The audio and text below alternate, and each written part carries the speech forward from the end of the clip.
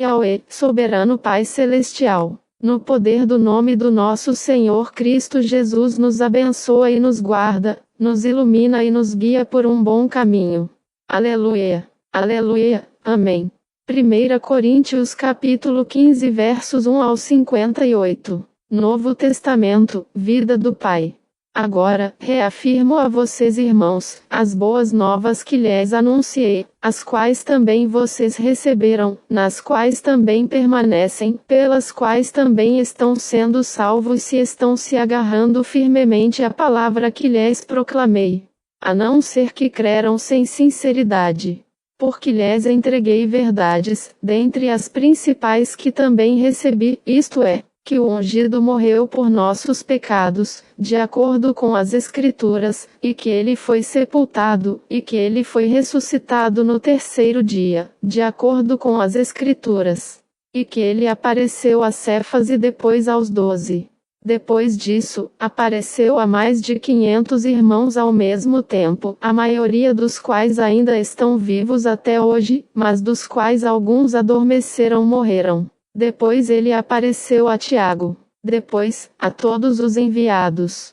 Então, sendo o menos importante de todos eles, tal como um filho de aborto espontâneo, ele também apareceu a mim. Porque sou o menor dos enviados, alguém que não é digno de ser chamado de um enviado, pois persegui os que Deus chamou para fora. Mas pela graça de Deus eu sou o que sou, e a sua graça que me foi dada não foi ineficaz, mas trabalhei mais abundantemente do que todos eles. No entanto, não era eu, mas a graça de Deus que estava comigo. Então, quer tenha sido eu ou eles, nós proclamamos, e vocês creram. Ora, se o ungido é proclamado como tendo ressuscitado dos mortos, como alguns dentre vocês podem dizer que não há ressurreição dos mortos? Pois, se não há ressurreição dos mortos, então o ungido também não foi ressuscitado. E se o ungido não foi ressuscitado, então nossa proclamação é em vão, e a sua fé também é inútil. Além disso, seríamos achados como falsas testemunhas de Deus se testemunhamos, concernente a Deus, que ele ressuscitou o ungido a quem ele não ressuscitou, se é verdade que os mortos não são ressuscitados. Pois, se os mortos não são ressuscitados, o ungido também não foi ressuscitado. E se o ungido não foi ressuscitado, sua fé não tem benefício para vocês. Vocês ainda estão nos seus pecados. Então também os que adormeceram no ungido pereceram.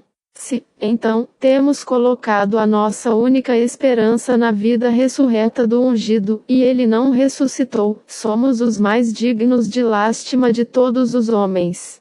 Porém o ungido ressuscitou dentre os mortos, sim, tornando-se assim as primícias dos que estão dormindo. Porque, uma vez que a morte veio por meio de um homem, a ressurreição dos mortos também veio através de um homem. Porque, como em Adão todos morrem, assim também todos os que estão no ungido serão vivificados. Mas cada um em sua própria ordem. O ungido as primícias. Então, aqueles que são do ungido na sua vinda. Então a culminação cumprimento vem, quando ele entregar o reino a Deus, precisamente o Pai, logo que ele tenha tornado inoperante qualquer outro governo, qualquer outra autoridade e outro poder.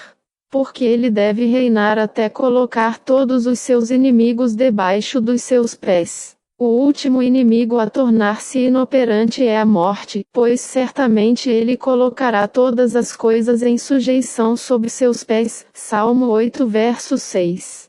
Mas quando ele disse, todas as coisas são colocadas em sujeição, é evidente que aquele que lhe sujeitou todas as coisas está excluído. E quando todas as coisas tiverem sido sujeitas a ele, então o próprio Filho também se sujeitará àquele que lhe sujeitou todas as coisas, de modo que Deus, o Pai, seja tudo em todos. Caso contrário, o que conseguirão aqueles que são imersos batizados para se identificar com os mortos? Se os mortos de modo nenhum ressuscitam, por que então eles são imersos para se identificar com os mortos? Porque também estamos em perigo em todo tempo. Diariamente eu morro o que, irmãos, corresponde ao seu orgulho a meu respeito, orgulho do qual entendo ser no ungido, Jesus nosso Senhor. Quando lutei com bestas em Éfeso, do ponto de vista de um homem, como isso me aproveitou se os mortos não ressuscitam? Vamos comer e beber, já que amanhã morreremos. Não sejam enganados. Mas amizades corrompem a boa moral. Sejam sobriamente retos e não pequem, porque alguns são ignorantes em relação a Deus. Eu digo isso para a sua própria vergonha. Mas alguns perguntarão: como são os que ressuscitam dos mortos? E que tipo de corpo eles terão? Seu nécio, aquilo que você semeia não brota, a menos que primeiro morra. E quando você semeia, não semeia a forma física que virá dali, mas o grão despido, o qual pode ser de trigo ou de algum outro tipo. Mas Deus dá a ele uma forma física tal como lhe agrada, e a cada tipo de semente um corpo próprio. Além disso, nem toda carne é o mesmo tipo de carne, mas há um tipo de carne de homens, outra carne de animais, outra carne de pássaros e outra de peixe. Há também corpos celestes e corpos terrestres. Mas a glória do celestial é de um tipo, e a glória do terreno é de outro. Há um tipo de glória do sol, outra glória da lua e outra glória das estrelas. Assim como uma estrela difere de outra estrela em grau de glória, esta é a maneira como também o será na ressurreição dos mortos. O corpo físico é semeado em corrupção. É ressuscitado em incorrupção, é semeado em desonra, é ressuscitado em glória, é semeado em fraqueza, é ressuscitado em poder, é semeado um corpo natural, é ressuscitado um corpo espiritual. Uma vez que existe um corpo natural, há também um corpo espiritual. Assim também está escrito: o primeiro homem Adão, foi feito como uma alma viva, Gênesis 2 verso 7. O último Adão tornou-se o espírito que transmite a vida do próprio Deus. No entanto, não vem primeiro aquele que é espiritual, mas o que é natural, e depois o que é espiritual. O primeiro homem foi produzido da terra e, portanto, é terreno. O segundo homem é do Senhor do céu. Aqueles que são terrenos seguem o padrão do homem terreno. Os que são celestiais exibem o padrão daquele que é celestial. E, assim como fomos vestidos com a imagem do homem terreno, também seremos vestidos com a imagem do homem celestial. Ora, digo isso, irmãos, que a carne e o sangue não podem herdar o reino de Deus, nem aquilo que é corruptível herdar a incorrupção.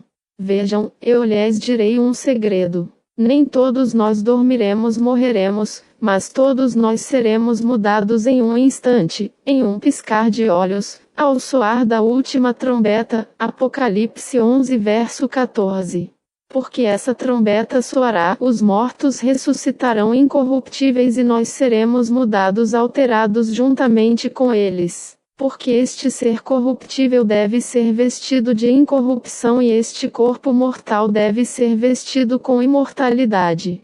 Mas quando isso que é corruptível for vestido com incorrupção, e este corpo mortal for vestido de imortalidade, então a afirmação que está escrita se cumprirá. Tragada é a morte na vitória. Isaías 25 verso 8. Ó morte, onde está a sua vitória? Ó morte, onde está o seu ferrão?